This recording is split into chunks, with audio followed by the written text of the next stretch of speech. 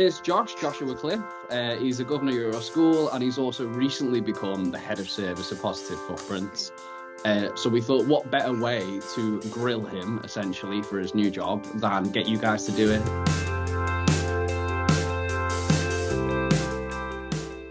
What is Positive Footprints, and what does it do for children like us?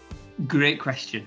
So Positive Footprints is, let's call it a company. So we're a company, and we are not for profit. Now, what that means is that any money that we make, we use that to make a difference in people's lives for the better and in places.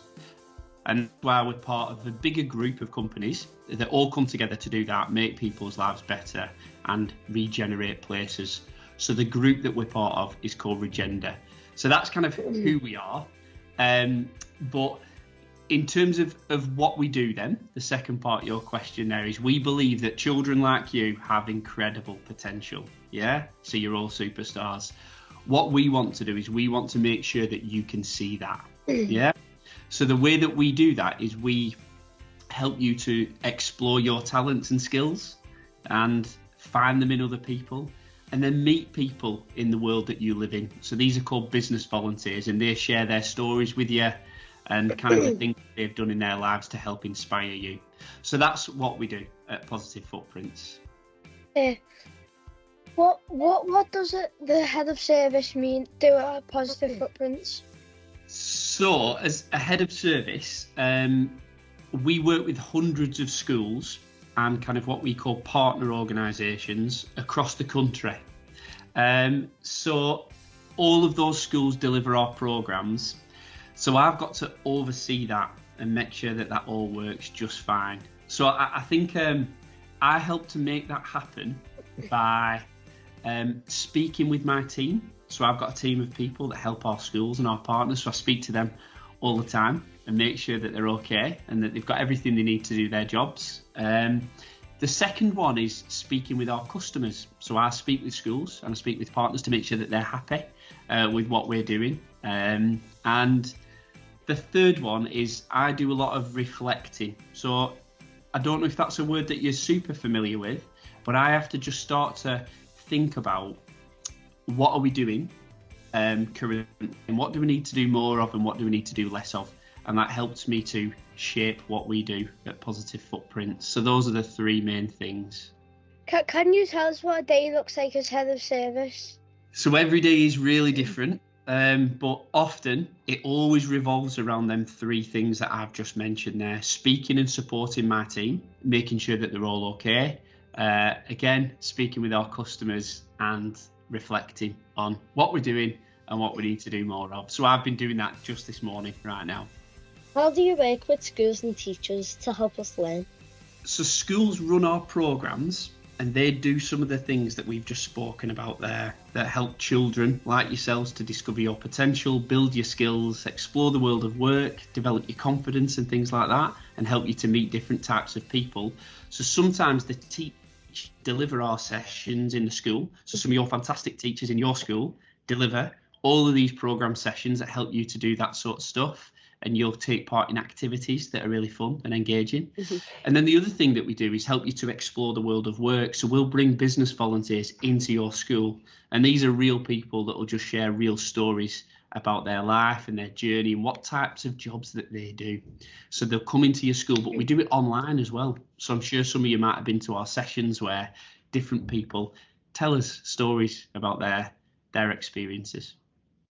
What is the hardest part of your job, and how do you solve those problems? Oh, that's a tricky question. So I would say one of the difficult things in my job is there are lots of things that I love doing every day or want to do. And sometimes because of different things that need doing in a business, I have to choose what I have to do. And sometimes they're not the most enjoyable things, but they need doing. So that's one thing. And then I think solving tough problems, I would say what I do if I've got a problem is I speak with people. So if it's a problem with my team, I might speak with them and talk with them about it so I understand it more. And then I start to weigh up the pros and cons. So this is, if I make this decision and I solve this problem, what are the things that are good about that, and what are the things that are still challenging? So there are some of the things I do when I try and solve tough problems, and I also have confidence in myself to make decisions. So they're the things I do. Who inspires you and why? So I don't want to go with just one person here, because I have lots of different people that might inspire me, and they might think that they're just ordinary people, and they're not. Okay, so I used to love playing sports. I'm a little bit older now. I still love it, but I'm just not as good at it. So I have a sports coach that when I was sort of 13, he really inspired me, a man called John. Just because he was a really nice guy, you know, and he really made you feel like he cared about you and he wanted you to do really well. So he inspired me. I had some fantastic teachers in school, you know, and sometimes just the things that they were teaching me and how they were helping me to grow as a person. When I look back now, that really inspired me. And my parents, I'm lucky enough that I've still got my mum and dad with me now. They're still around. And they inspire me every day, and they help me to be the person I want to be. And I'm going to finish on one final one, and you're not going to expect this, but it's children like yourself, okay? So when I listen to you and I see the things that you can do in your life, you guys really inspire me. So most recently I've had a child, and George is 5 now, so he's just started reception. But when I see him and the things that he does, that really inspires me. How do you inspire the people you work with to do their best?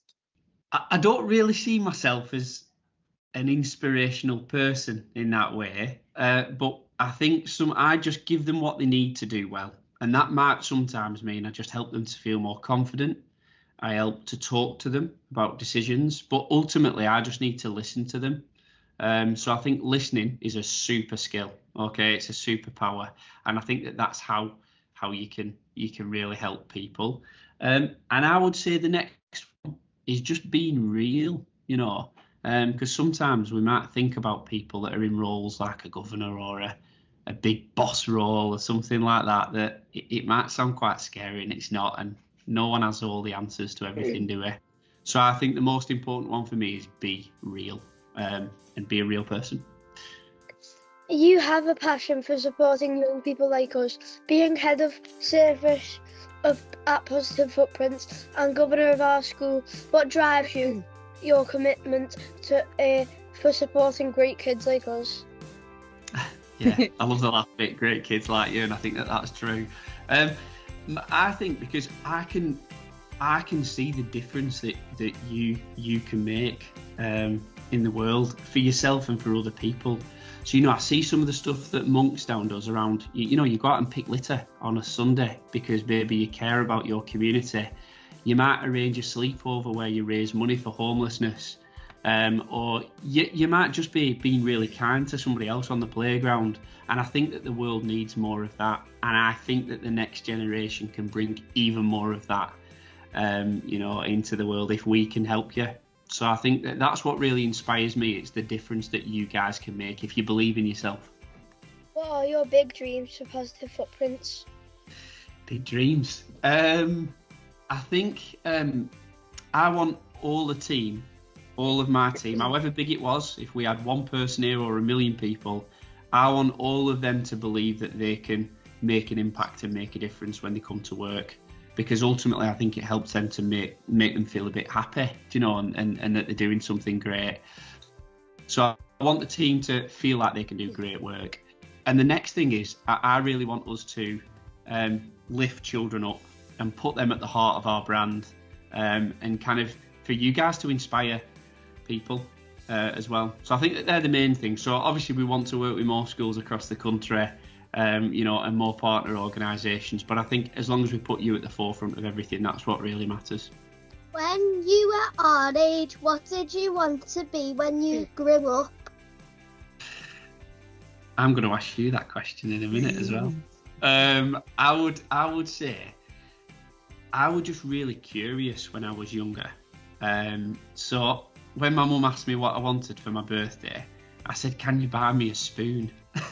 And that meant that I could go out and dig in the garden, and I could find loads of creatures. And I used to actually think that if I dug really far, I might end up in another country, because the world was circling. I thought, well, if I'm at the top, maybe I'll dig down and I can get to another country.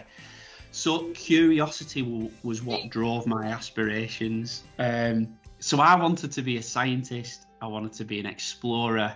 I wanted to do anything that linked with finding stuff out. So that was what I was interested in. What do you wish someone had told you? What do you wish someone had told you at our age? It's okay to be a little bit different from your friends, and you don't always have to like what they like. So that's also okay. I think that's a really important thing, and I think just try and be nice to everyone, everywhere, all the time, because it always makes you feel good. So when someone says something nice about you, it makes you feel good, doesn't it? So maybe you should just do that more and more with other people as much as you can. What is one thing you've learned in your job that you think is important for us to know? It's okay not to have all the answers all the time. So sometimes it's okay to not know something, and that is okay. And I think sometimes when we go through life, we have to think that we've got all the answers, or that we're always going to be super confident, and we're not. And that's okay. And people around you might like seeing that sometimes as well in you, because then they think, oh, he's like me, he's a bit real, he doesn't always know everything all the time. So I would say that that's one thing that I've learned in my job, is allow people to see that as well, that you've not always got the answers.